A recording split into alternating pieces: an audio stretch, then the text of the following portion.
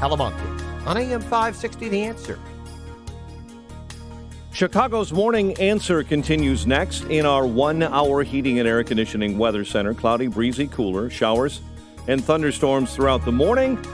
High 64, and we're there right now. And we'll get very chilly in the midday, in the mid-40s, and then 33 overnight, and a high of only 52 tomorrow with winds hitting 35 miles an hour. 66 at O'Hare, 64 Lakefront. Your next news update is at 8. Chicago's Morning Answer with Dan and Amy continues next on AM 560, The Answer. This hourly segment is brought to you by On Target Radio. From firearms and Second Amendment rights to personal freedoms and government intrusions. Listen here Sunday nights at 9. If you're looking for the latest news, insight into what it means, and the sharpest opinion, there's only one station in Chicago where you can turn, and it's this one. We're AM 560, The Answer. We're getting ready for the marathon. Oh, yeah. We're stretching out, doing our long run today. We got to go. I think we have to do 20 miles today. And then tomorrow we can do 10. And then Sunday we'll be good to go. Really. Yeah. I was made for staying, not running. No, I've run 3 Chicago marathons, and you have to train for months ahead of time. But you always know that one guy who doesn't train at all and then decides, I'm going to do the marathon. Yeah. And they finish in about 7-8 hours. You can walk it in 9. Good thing for socialized medicine, we have to pay when he collapses for a moron. Well, Chicago Marathon is this Sunday, and there's one special runner we want to introduce you to. Her name is Sister Stephanie Baliga. She's organizer and co-founder of the Mission of Our Lady of the Angels charity team running the Chicago Marathon on Sunday. Good morning, Sister Stephanie. How are you? I'm good. How are you? So how was it? What did you do, 20 or 18 for your long run this time?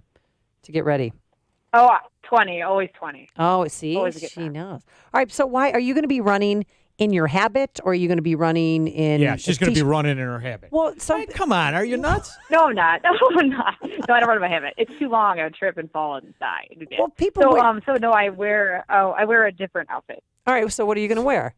It's all about the fashion show. I wear a t-shirt and a bandana over my head, and then I wear like a running skirt that goes to my knee-ish. Okay. How proud her dad must be. All I keep thinking about is her dad. How proud. What's your daughter going to do? She's going to be a nun, and then she's going to run in marathons with a skirt on. I mean, are you nuts? You're a dream for a father.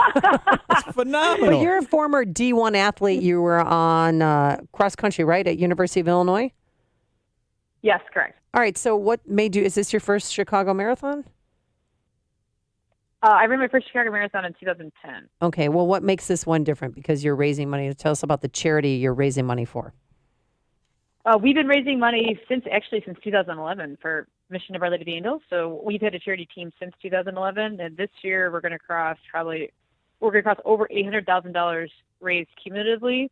Wow. This year alone, we're going to probably raise $200,000 if everyone donates, because we're at like 149 right now, 149,000. Sean will kick in the other 50. Yeah, she if is you like got an this guy the earner. right way. Thank you. She is an earner for the church. Boy. I don't know how you guys love do it. that. I hate asking people for money. Yeah. But all right, so just where does the money? You said that you're running for God. Can you explain?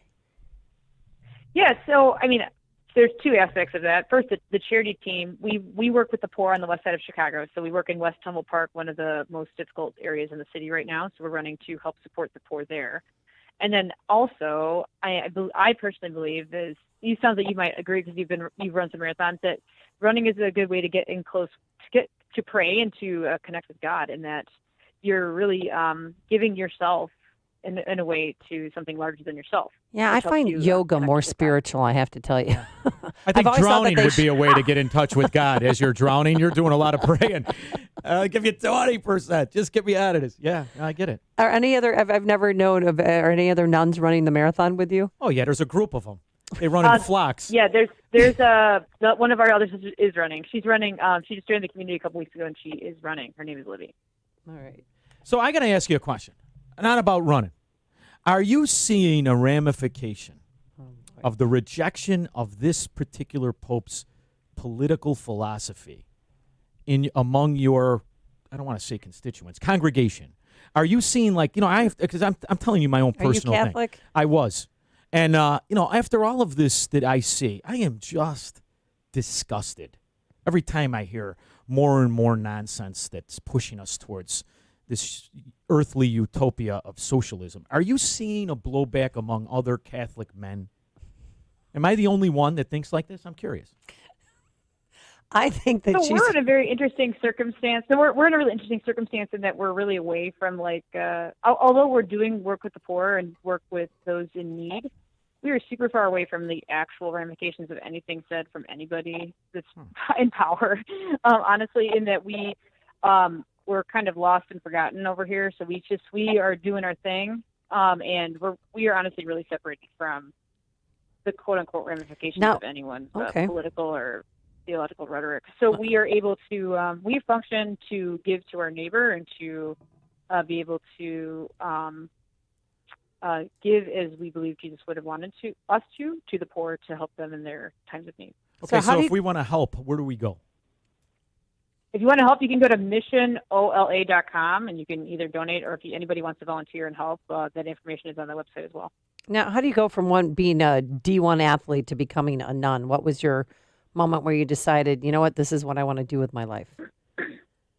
Yeah, for sure. So I broke my foot my sophomore year in college at University of Illinois, and from that point, I obviously was spending a lot of time running. I was the 6th fastest freshman in the nation in 2006. Wow. So running had become an extremely important part of my life. So from that point where I broke my foot, I was forced to reevaluate my life choices and lifestyle and everything that I was doing.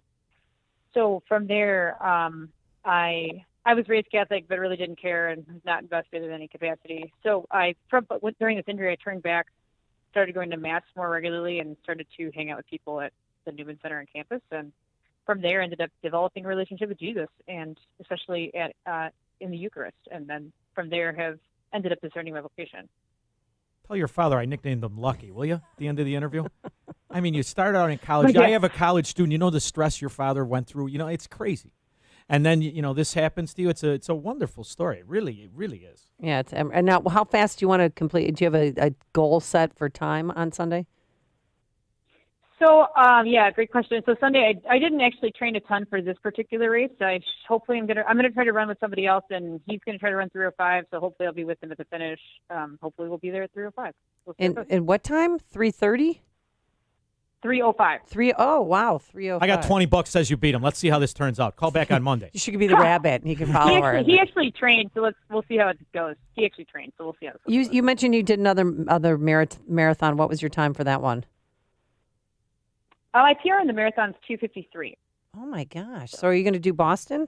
Because you qualified for it, or you can. That's a great question. At some point, I'm going to run Boston. Okay. I don't know when. I do hope to run it at some point. Unclear when. But I hope to. All right. I once smoked 3 cigars in an hour and a half. Can you believe it? All right.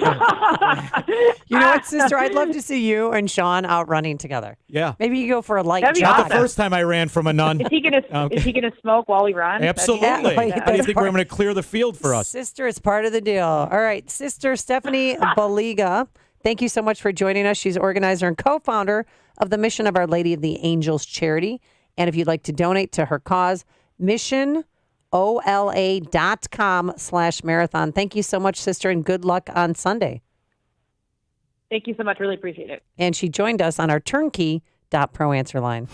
It's news, opinion, insight. This is Chicago's Morning Answer on AM 560. The Answer. Property managers, manufacturing, commercial, privately and locally owned companies looking for accountability from their alarm service provider. This message is for you. Out-of-town national companies are struggling to provide service and support for your security and fire alarm system. You can do better with SMG Security. SMG Security is a local security service and fire alarm system provider with a mission to be the security industry leader in performance